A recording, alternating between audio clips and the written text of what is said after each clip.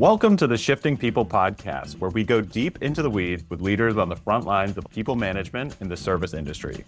We interview the best minds in HR and talent acquisition, along with owner-operators, franchisees, and general managers to bring you real insights that you can actually apply in your business today. I'm your co-host, Derek Williamson. And I'm Kathleen McDonough, and it's time to get to work. Speaking with Nardimar Koch. She is the Chief Operating Officer and General Manager of Glen Oak Country Club in Clark Summit, Pennsylvania.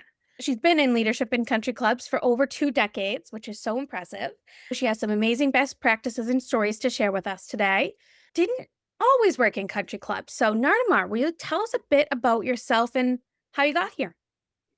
I started my professional career as an accountant, a CPA in public accounting, and I spent about 4 years in public accounting, and I switched to the private industry and happened to be a country club, and 21 seasons later, I'm still here.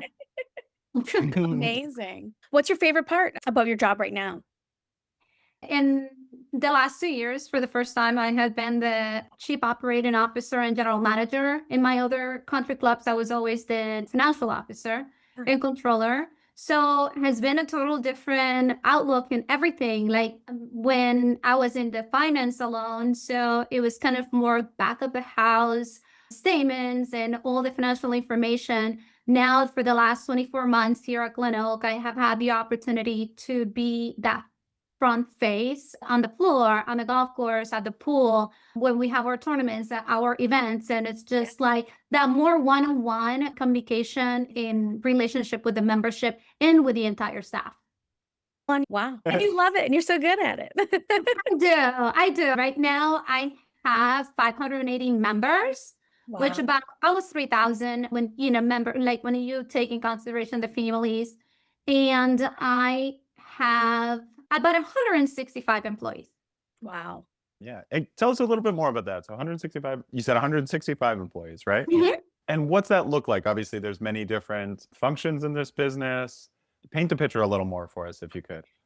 Here at Glen Oak, we have whole golf courts, we have a swimming pool, we have a restaurant, we have a simulator, we have a weights bar, which is like a pool bar. We have a cafe, we have a halfway house. So 160 employees at all those departments. A lot of them are obviously seasonal, part-time seasonal. Full-time, I probably have a core of full-time whole year employees. I have about 35 employees, but in the bulk of the summer, starting in March, I start the rehire or the welcoming back. We have a lot of returning employees for our grounds crew, and it is growing and growing until now that we are in full season, open 7 days a week.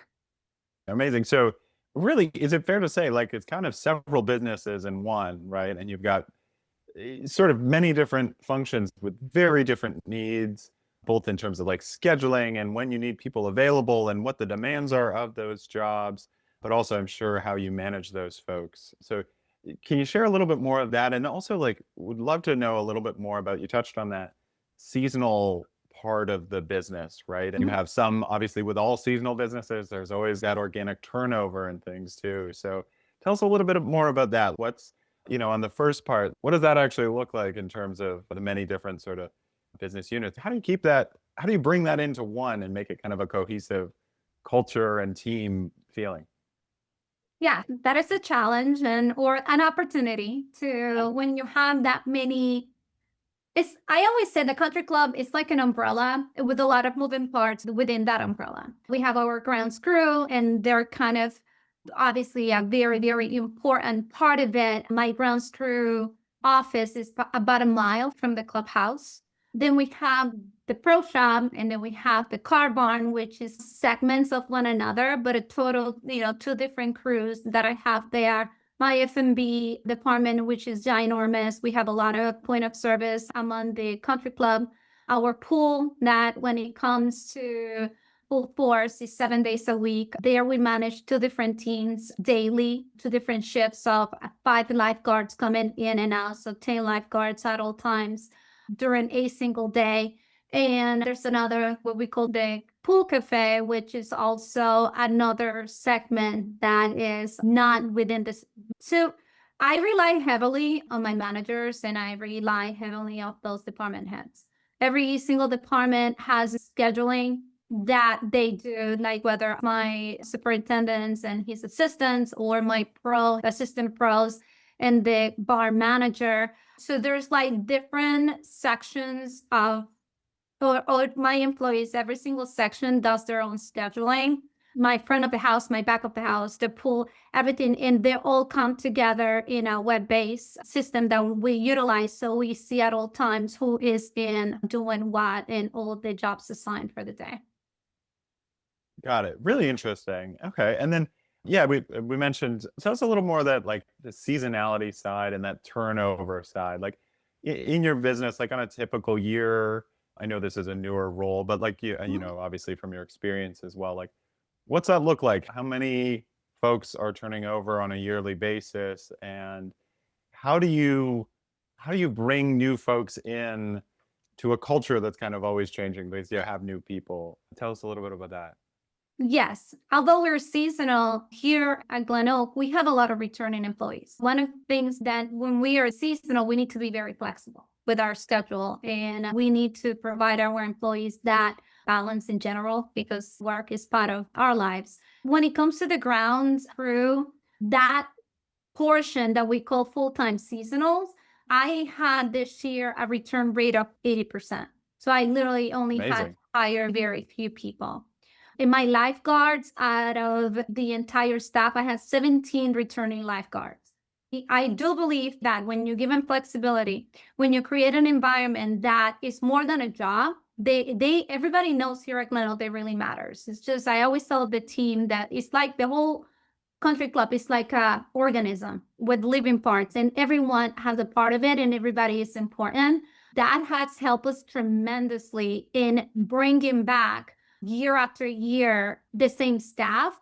One of the areas that we have tried to maximize is we have used our local high schools, and we here in the area that the club is, we have a lot of universities around the area. So we have drawn a lot of talent from those places too. So I know that when I lose an employee, it might be because he or she have had finally their big boy, big girl job, but I will have the same employee for 5 to 6 years. Amazing. And that's probably helpful for your members too, to see the same faces summer after summer. So yeah, only summer after summer, day after day. Like I like to create a schedule that is consistent, because on Tuesday, we're going to have our men's league. On Wednesday, our women's league. On Thursday, our guys league. So it is really, really good for both, for my members and my staff, to know, oh, Kathleen, Mrs. McDonough is coming in and said, would you like your martini? However it is, like for you to know that member, the name, the drink, the preferences. Yeah. So we take it even a step farther, and we always try to schedule the same shifts. So the members get to know that employee. Yeah. And vice versa. Create such a personal connection, right? Exactly. Because when you have, again, we have a big membership of 580 families, over 3,000 names. If you're constantly changing them and they're all members, tend to, especially when they are part of a league or they go to the pool, it's a scheduled time that they come to the country club. So if you schedule the same people, they create those relationships, and it's just, they become part of the Glen Oak family, which is the members and the employee all in one unit. That is just a game changer. Yeah, that's such a good hack. I love that. Yeah, absolutely. I mean, we see all the time, you know, in this industry, one of the things that employers often discount is just the value of consistent scheduling just for their lives too, right? You know, to have predictable days off, to know when you can book appointments and do the rest of your life thing, right? And I love that you hit on that balance piece, right? 100%. And like I said before, a lot of my employees go to college. So they even know, okay, on Monday and Tuesday, I'm going to have my labs during the summer, because then my schedule is going to be consistent. So it's not only for, for work, but it's also because we give them the opportunity to have that set schedule. It doesn't interrupt their studying or their lives. We bulk up right now about 165 employees because then also they take vacations. And this generation, when they take vacations, they go away. They go away for a week or two. So we always have to have that team B or team C that will cover whoever is on vacation so we don't lose that beat. Love that. Yeah, totally makes sense. Let's switch gears a little bit, still on the same topic, but I'm really curious too. You mentioned a lot, around the flexible scheduling. Obviously, like, just speaking with you, it's obvious that really have a hold a tremendous value for all of your employees and really, make an emphasis to treat them really well. Can you tell us a little bit more about like some of the other perks, benefits, things that you offer to employees that maybe are outside of the box, right? I mean, a lot of employers talk about pay and healthcare if they have the option to provide it. But the things that we often hear employees actually value, whether it's certain amounts of appreciation, team building events, things like that. So anything that you're doing for your team that really adds to the experience for the employees. Just for starters, I just think that a meal, all my employees will get a meal every single time that they get here. Yeah. We have what we call family meal. That's exactly what we call it. For that half hour, 45 minutes that the restaurant is doing the turnover, they get to have the meal together, which I think is great. Their conversations going, even planning for, and management eat with them too. So it's not the management has a different meal. Like we all eat the employee meals, which is a really cool aspect of being here. Also, after a big event, I like employee appreciation outside of work. We actually go in this Monday to another golf course and we're going to use their simulator and do some fun stuff. This time it's going to be the F&B department. At the end of the year, I try to get all the departments together. But right now when there are so many employees that I try to section it off and then just try to, if for example, this coming Monday, my F&B has been serving a lot of meals for the last almost 60 days, nonstop. So I want them to get a meal served now that this Monday the restaurant will be closed. So I try to incorporate different activities and events that they just feel that they're appreciated. I mean, this is more than a job. They're just, what they do it really matters and it really matters to me. Love that. Yeah, yeah, yeah. So I gotta ask, so you've got all these great things that you're doing for the team, and really get the sense that you have a good culture. Obviously, those things come through when you talk about your turnover being very low, especially for this industry. That consistency in terms of people returning, but also like really what you call good turnover. It's people that are graduating into their lifelong passion career that they want to go into, right? So you've got all those things. How do you distill that into a hiring strategy? How, like, what kind of things do you do to try and get people who are going to value those things and find people that are going to fit in with this culture that you've created? My biggest pipeline is word of mouth. Like my employees love working here so much that they bring probably the vast majority of my employees. There's a university here that there is very big into the medical sector. So those medical careers take, few years, like, 6 to 8 years.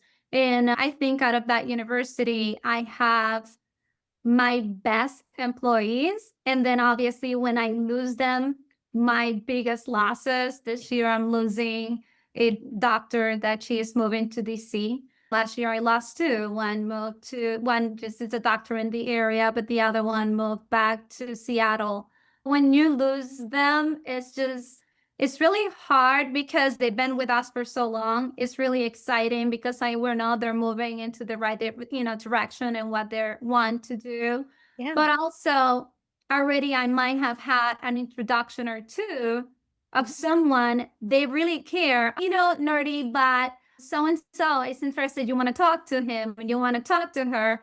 And more than 50% of the time, I will hire a person that they will bring in just to replace them, which is great. It's like they're replacing themselves because they care Yeah. about the team and you that much that they want someone to follow up on Yes, their legacy, right? it's really great. Yes. Amazing. And why do you think they do that? I think some of it is the way you train them, right? And I think you've mentioned that before. Yes, I just feel that the employees, they need to be heard. They need to feel that they're seen. Like in each and every department, their input is very important. My bartenders get training from our bar manager, which he is amazing, and he have come from managing some big clubs in New York. So it's more about just processing or just taking care of the table. They really learn these good skills that they take with them. And again, they feel valued, they feel seen, they feel that they matter. Our grounds crew, a lot of our grounds crew are retirees that they still want to be active. We have these retirees that just want to be on a mower and cut rough. So they have that schedule, whatever hours they have. We work it into their schedule. They feel great. They don't want to work more than X, Y, and Z. But when they're here, they love it and they have that camaraderie among themselves. A lot of them are friends and they just get to be friends. They get to work a couple of hours and they get to play golf. That's another perk. We have golf days that all my employees have access to the facility. They must. They Uh, must. yeah. And it's funny, there are a lot of employers that have this mindset that like employees shouldn't really be friends with each other, right? You're not here to socialize and things like that, which kind of harkens back to your thing about balance, right? It's not like you show up to work and park your personal life and become some totally different person, right? It's this continuous thing.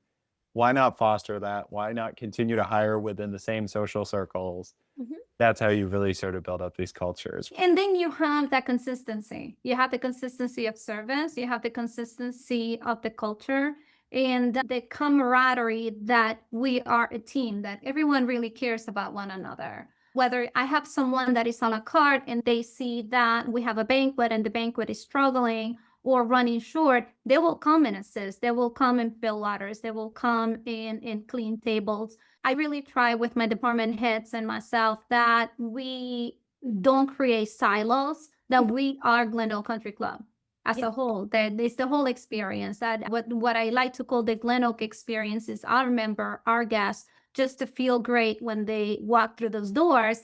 And it will not work well if we're fractured. If a la carte only does a la carte, and banquet only does banquet, and the pool only does pool. So we just try to cross train. And it is important for them to know each other because we are very seasonal. We are Northeast PA. We're going to spend a lot of hours together here in the summer. Might as well get along. And don't get me wrong, not everybody's going to be friends with everybody, and that is understandable. But respect is that's non-negotiable. Everybody needs to respect one another, and that is something that they know that I'm very strong about and very passionate about. And again, then it's not negotiable. From them to management or for them even among themselves. I was going to ask if you had any specific stories or things like that really help, build the culture and solidify it. But you kind of just alluded to it with this idea, going back to what you said a moment ago about having team members be able to switch, jump into different roles. We're in a pinch. We need someone because correct me if I'm wrong, but those seem like the opportunities to really solidify a culture as well. It's like, hey, Yeah. we're all in this together. Let's get through, jump in. Well, no, and yeah, and 100%. Like I have right now, two of my lifeguards wanted, they're attending college and they wanted more hours and they trained and also they picked extra chefs here at the, in the clubhouse at the Mhm. restaurant. And then it's funny because when they do it, then now they have the understanding, oh my goodness, I never knew that a server does A, B, or C. One thing that with my department heads, and I do it myself, like back in May, we had a little bit of turnover, two unexpected resignations, one for relocation and one directly that, switch of industry. So we all jumped in. I was setting up for weddings. I was bartending some of the shifts because we needed to do it until all those positions were filled. And I just feel because we do it and they know, the staff knows that the leadership is always present on the floor. If I'm not on the floor, my clubhouse managers will be, or someone will be on that floor with them so they don't feel alone.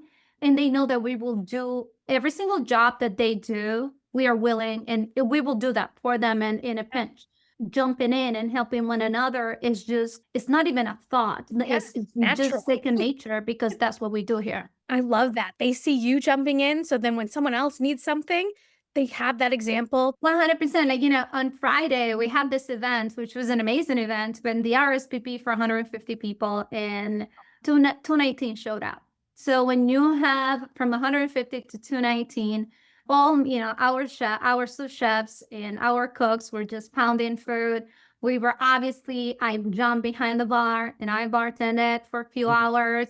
I mean, my a la carte staff would just start cleaning and bussing tables just because the banquet side of it got overwhelmed. And it was so much fun at the end of the night because it was busy. The guests having the event absolutely loved it. They were apologetic because a lot of people, they're an RSVP, and I say, I was just happy that we didn't run out of food. That would have been my only fear if we didn't. We had plenty, but it felt good that even in a moment that could have been a total disaster, if they're not prepared to help one another, because there was a lot of more guests than we were anticipating and prepared for. We pull it through, and the member and older guests were thrilled. It was probably one of the best events that I have this year. Wow. That's such an amazing story because if it weren't for that culture you foster, that wouldn't have happened. It would have been a disaster. And then A disaster. And then what happened to that group that group probably never would have come back. I love that. That's just such a great example. Someone once described the service industry, like when you're managing service industry business, is there's no job that is above you. You have to learn everything, but there's no job that's below you either. You have to throw on an apron, get behind the bar, whatever you got to do. That was my banquet manager. He got the apron and he was just, we all did it because it was like a lot more people. So those are the moments. And I love my managers and I love the staff because they lead by example. And that is huge.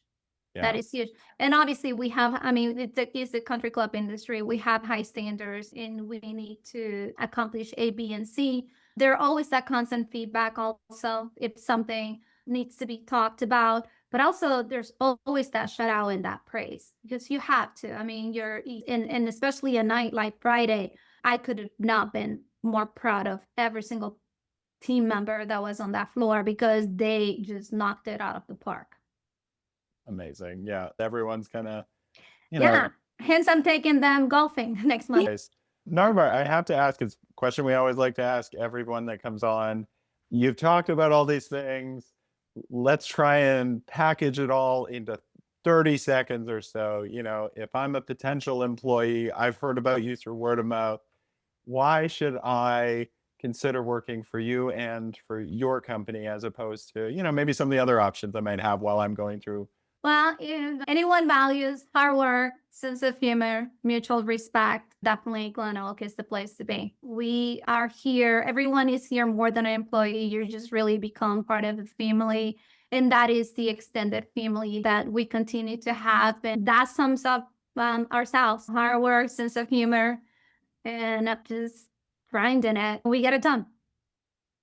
Love it. Love it. Awesome. And I have one more question and we've touched on it a lot, but I am curious, again, thinking about those prospective employees out there, what's a day in the life look like? And obviously it's going to be very different for different roles, but what's it going to look like when it comes to Glen Oaks? And it's going to be busy, it's going to be hectic, and it's never going to be the same because we at times going to be prepared for a tournament or a wedding or a banquet, a pool party, or all of it all together in all one day. So it's going to be fast paced, but at the same time it's a lot of fun. It's very fulfilling when we have those days. Right after the events on Friday, we had 128 player tournament and then 153 for dinner, and the team is just simply excited to receive all those guests and just to be here. One of my employees, her name is Ila, said I just really love it here because everybody knows what they're doing. I don't think that is everybody knows what they're doing as much as she meant that everybody really comes together, help one another. And we have to have fun while doing it. So, they're bought in. Everyone gets it. You're all rowing in the same direction. even if another department is a literal mile away. You know they're in it with you. And you know what? That's good. Those things are great. I mean, like, when we were having that event, there were things that needed to be moved, and all it takes is a call. And I call my grounds department and say, hey, can you please send 2 or 3? We need to move a few things. There is never a no. I said, sure, if maybe give me 15 minutes if they're doing something else. But that is something that us department heads, we have a meeting every Thursday, and we just try to, because we work well together, our employees see that. And if one department needs something from another department, is very collaborative. It's just a really great place to be. Yeah. Oh, you're making us want to work there. Yeah. But come in. We have a lot of parties all up to October. I'm booked. Yeah, amazing. Amazing. Yeah, it's incredible how, when you build a good, cohesive team that is, really cares about the same things, right? And delivering a great experience to the guests, the members, how that all kind of continues to reinforce that same cycle, right? And you have members that are 100%. And I have to say also our membership. I mean, we even have what we call the employee fund, a family fund, employee family fund is actually the title. And it is a fund that the membership established over 15 years ago, that even when one of our employees, for medical reasons or whatever, is going through hardship, we can draw from that fund. And, I can write a letter to as the general manager, and it's a total membership-based fund that is set up to aid our staff. So the membership too is, they see the employees that part of their extended family. Everybody really truly cares about one another. So that's important. That's incredible. It was like the little cherry on top after everything. Yeah. Well, Nardimar, this has been wonderful. We really thank you for your time sharing all of this. Thank you. I really think for anyone listening, there's a lot you can take away from everything that you've shared. One of the things that we try to do with this podcast is really get below the surface of the things that you might see in a job post, about an employer with those generic descriptions. Like, what's the heart of this business? What really brings people together? And you shared some wonderful insights. Thank you so We much, appreciate you. Nardimar. Awesome. I think you've made everyone that's going to watch this want to work for you as well. So you might have no turnover. That's the goal. Brilliant. Wow. That was an awesome conversation with Nardimar. Such an interesting background, and it's just such an interesting business to think about. I think, when you have so many different departments, so many different sort of moving parts in a business, you just have a whole bunch of added complexity. Yeah, it's very hard. Yeah. But, lots of cool things that she touched on. And I'm really thinking about, she talked about, when they had a couple like different sort of like crises in the business, right? Like when you are short staffed, or, in her example, when they had more people show up than had been booked, and you kind of have to scramble. And, it made me think of like, my experiences as well. And Kathleen, I'm sure, you think of some of at our past company, or, in other worlds where like those are the times that you actually come together as a team, or sometimes fall apart. But, those are things you remember. Many teams fall apart a lot of times. Yeah. So, real testimonial to the importance of that. And I thought that was really good. I think she touched on lots of really cool things. I thought the idea of having the team meal, I know that, not every business, obviously, I mean, they have a food and beverage portion, so they're making food, that helps.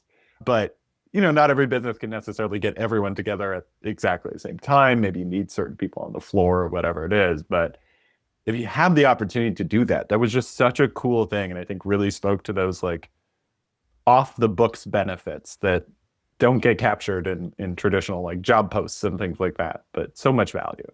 Yeah, absolutely. And like we've even done it at past businesses, just having meals, even if you're remote, like having meals with your coworkers, setting aside time to talk about things that aren't the business. And it can be in food service, in any industry, just chatting over food, sometimes drink is always Yeah. going to be helpful, right? Yeah. There's something nice about sharing a meal together specifically, right? It slows everything down. You don't have the distractions. You don't have the phone.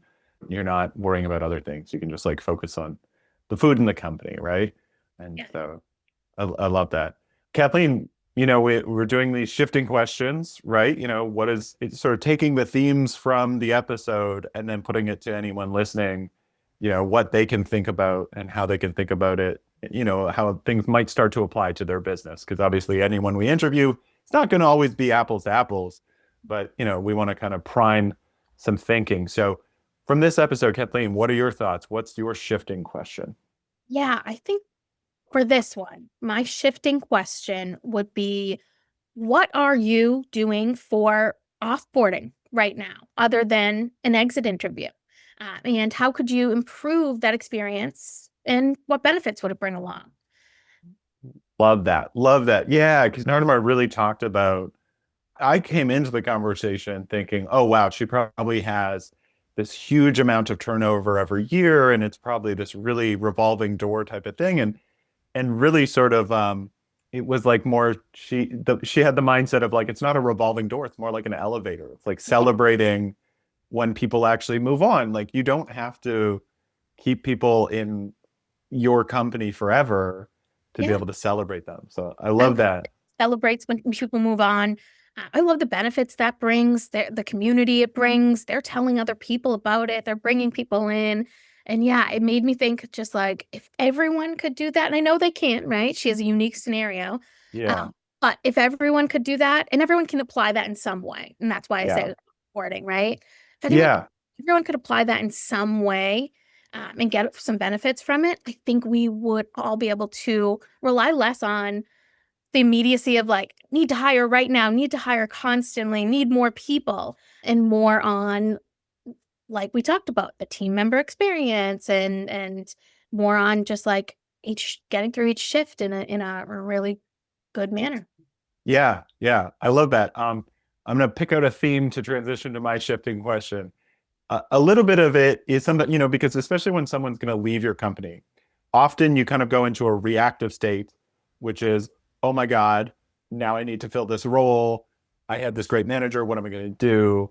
Instead of looking at that as an opportunity, right? To celebrate that person and that they're transitioning to something bigger for them. And that has so much value to the employees and the whole team, right? And so similarly, my shifting question is, what are those other formative moments in your company, those culture building moments? And we talked with Nardimar about, in their case, the examples where you sort of get crunched and then everyone, even though it's not their department, has to jump in and help. And she talked about how she got behind the bar for a few hours at the one event. Those kind of things are the things that actually build cultures and that your team will remember. And, if you don't embrace it and you go into that reactive panicked state, they can be formative and then they can also be destructive, and you have teams break down. So it's really thinking about, like, what are those formative moments that have happened in the past, and then in your specific business, like, when do those come up? What are those natural moments where you're going to kind of put people under a little bit of pressure and they have to come together and work together, and that's how you build a stronger team? I love that. And it can apply to so many different businesses too, right? Not just like her golf course, right? Right. He posts on LinkedIn all the time about new store openings, how crazy, chaotic those can be, how Yes. CEOs are there just to cut the ribbon, but they're hopping behind the behind and making chicken. And Yep. it happens so often. So I think that's a great shifting question, is, what are those formative moments in your business? How can you embrace them more? And then also maybe use them to help define the culture to your employees more, right? Like, they might not think of that as a formative moment, but if you talk to them about it the next day, maybe that'll help instill some more.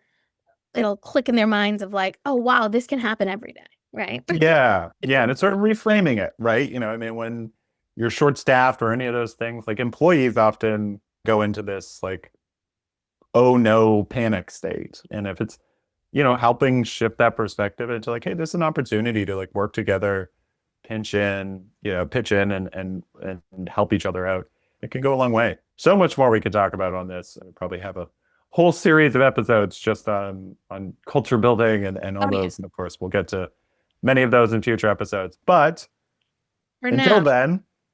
then, thanks for coming to work with us. Thanks. Bye. Bye for now.